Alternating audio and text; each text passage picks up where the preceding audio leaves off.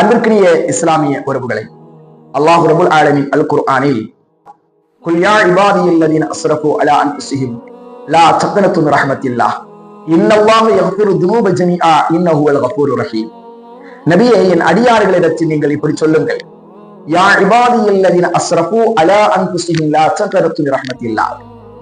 என் அடியார்களே, உங்களில் எவரும் வரம்பு மீறி தமக்குத்தாமே தீங்கிழைத்துக் கொண்ட போதிலும் லா தக்னது மின் ரஹ்மத்தில்லாஹ், அல்லாஹ்வுடைய அருளில் நீங்கள் நிராசையாகிவிட வேண்டாம்.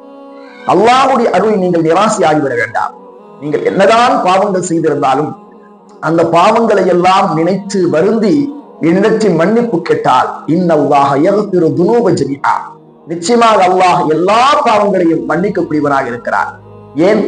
இன்னஹு ஹுவல் கஃபூருர் ரஹீம், ஏனென்றால் நிச்சயமாக அவன் மிக்க கிருபையாளனாகவும் மிக்க மன்னிப்புடையவனாகவும் இருக்கிறார். அப்படிப்பட்ட ரப்பிடத்தில் நாம் பாவ மன்னிப்பு கோரினால் நிச்சயமாக நம்முடைய பாவங்களை மன்னிப்பதற்கு தயாராக இருக்கிறான்.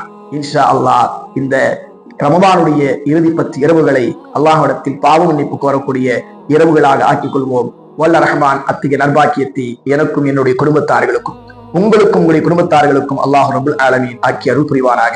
வஸ்ஸலாமு அலைக்கும் வரஹ்மத்துல்லாஹி வபரகாத்துஹு.